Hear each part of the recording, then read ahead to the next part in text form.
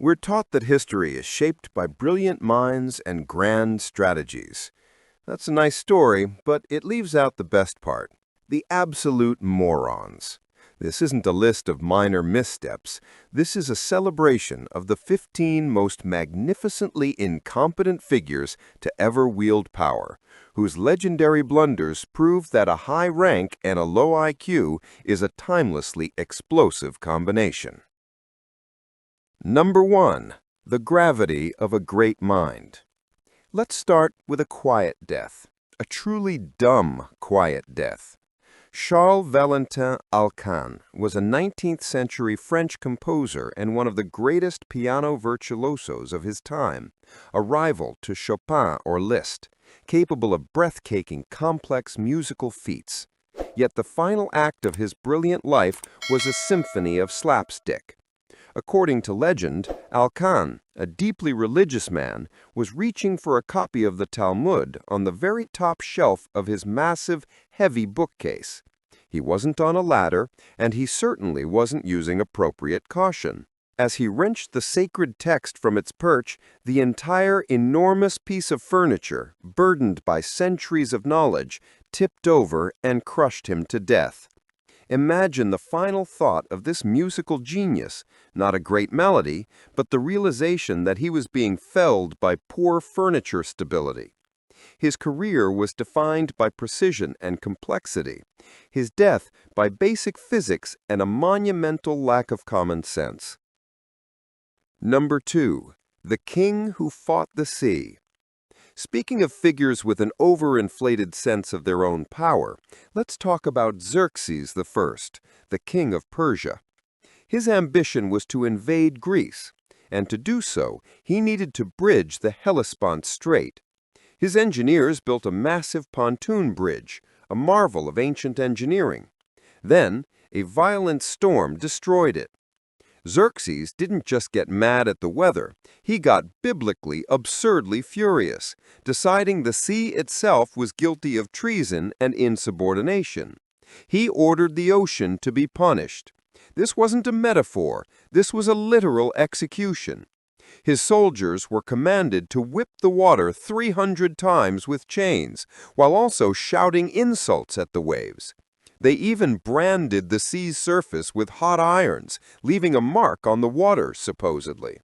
Imagine the sheer humiliation of being the soldier tasked with standing on the shore, whipping and screaming obscenities at an indifferent body of water, all because your king couldn't handle natural forces. Xerxes demonstrated that while he could command millions of men, he couldn't command the tide, and his theatrical display only served to highlight his own spectacular delusion. Number 3. Rome perishes, but the chicken's fine. If fighting the ocean seems dumb, how about prioritizing a chicken over your collapsing empire?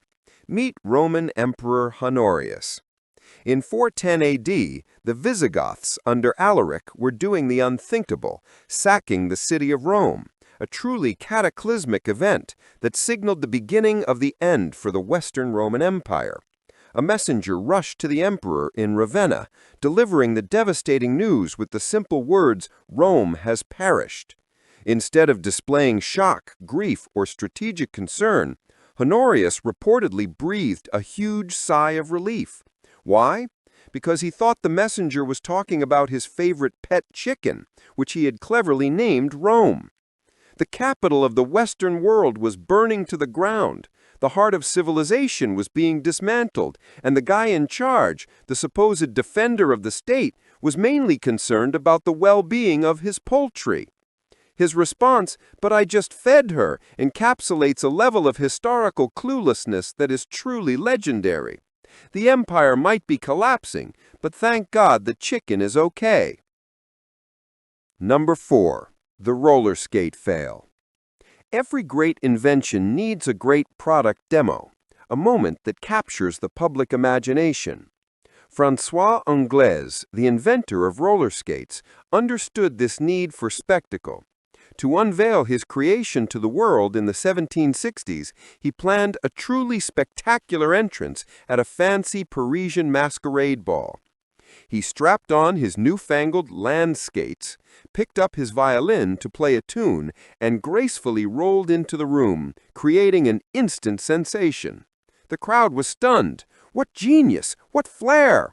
Yet in his grand rush to market, there was one tiny, minuscule detail he had tragically overlooked in his design process: a braking mechanism.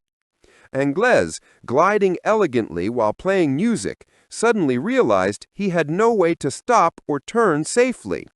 He accelerated across the polished ballroom floor and, in a spectacular collision that ended the night, crashed directly into a massive, expensive floor-to-ceiling mirror, shattering the glass, his violin, and his dignity.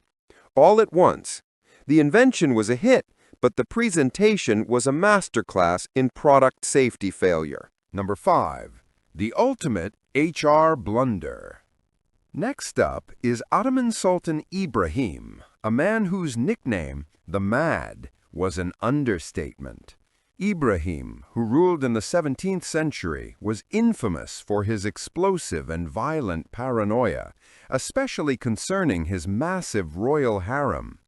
One day, fueled by suspicion and delusion, he became absolutely convinced that just one person in his enormous harem of 280 concubines had been unfaithful.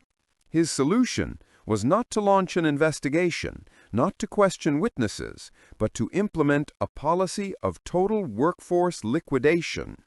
He ordered all 280 women to be bound in weighted sacks and thrown into the treacherous currents of the Bosporus Strait to drown. It was a management style that is certainly decisive, if nothing else. A preemptive purge based on a vague feeling. Forget dealing with human resources or legal proceedings. Ibrahim's approach was to simply reboot the entire female population of his court by drowning them all, just in case.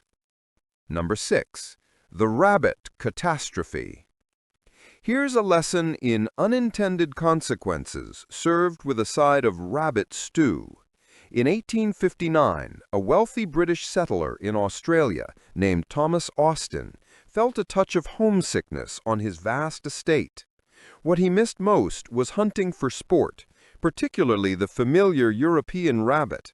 So he thought it would be a splendid, harmless idea to import 24 wild European rabbits to his estate in Victoria for a bit of personal sport.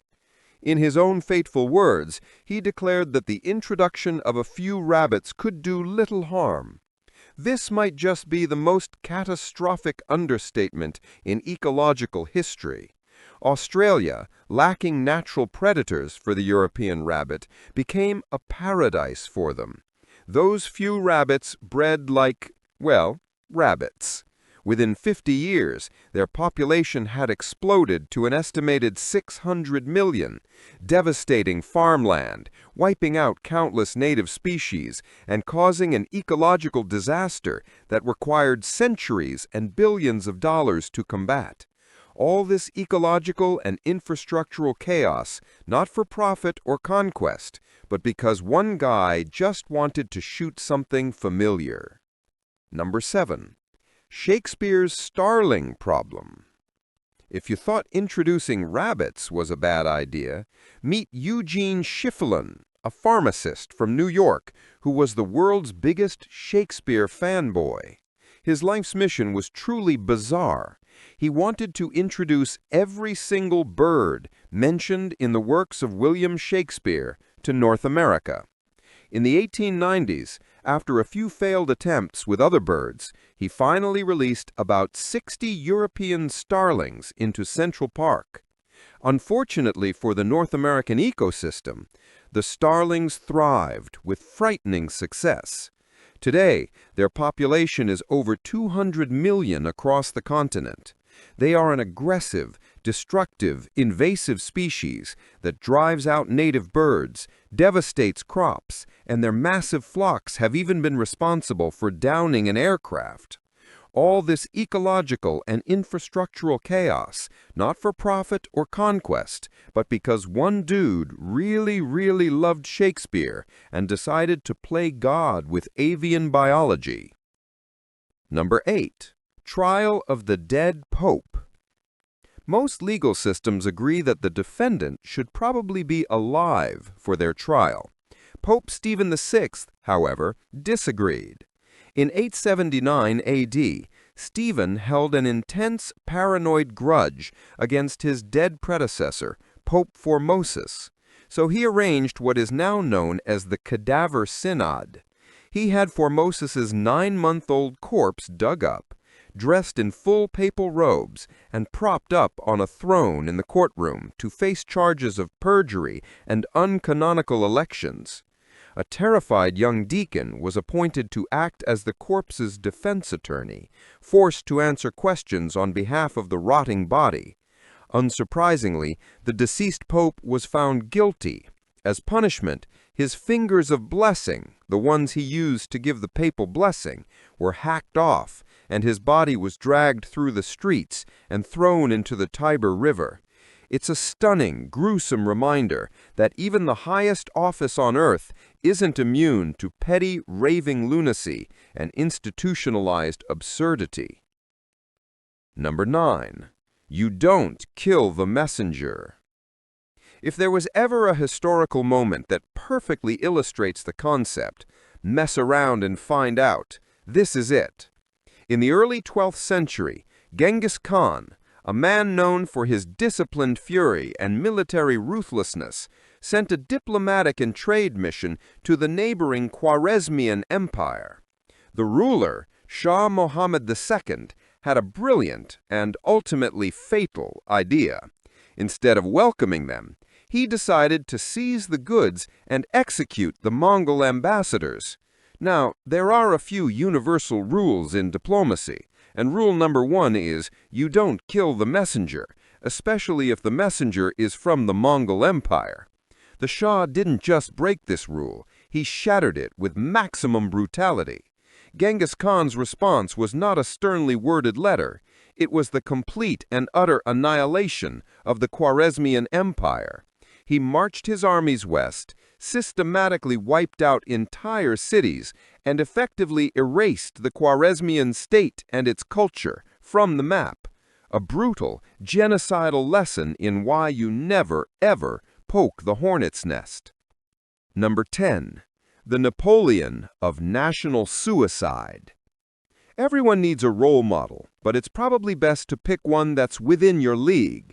Francisco Solano Lopez, the dictator of Paraguay in the mid-19th century, saw himself as the Napoleon of South America.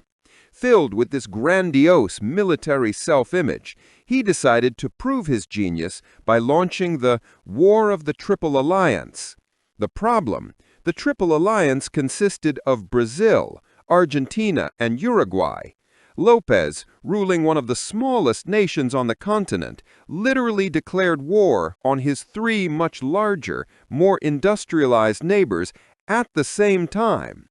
It was less of a strategic masterpiece and more of a national suicide pact based purely on ego. The result was one of the most catastrophic conflicts in modern history, leading to the deaths of up to 70% of Paraguay's adult male population and the near-total destruction of the country. He may have thought he was Napoleon, but he ended up being the architect of his own nation's demographic collapse. Number 11. Folly of the Praetorian Guard auction. If you can't earn the empire, why not just buy it? After the murder of Emperor Pertinax, the Praetorian Guard, Rome's elite but utterly corrupt bodyguard force, did something truly unprecedented. They put the entire Roman Empire up for auction. The highest bidder was a fabulously wealthy but politically clueless senator named Didius Julianus. He literally bought the throne by offering 25,000 sesterces to every guard, significantly more cash than his rival. For a brief, surreal moment, he was the most powerful man in the world. The only problem was that he had zero political support, no loyalty from the actual Roman legions stationed abroad, and the Roman people loathed him, pelting him with stones when he dared venture out. His reign was a 66-day-long farce that ended when a more competent general, Septimius Severus, marched on Rome to claim the prize by force. Julianus was promptly executed.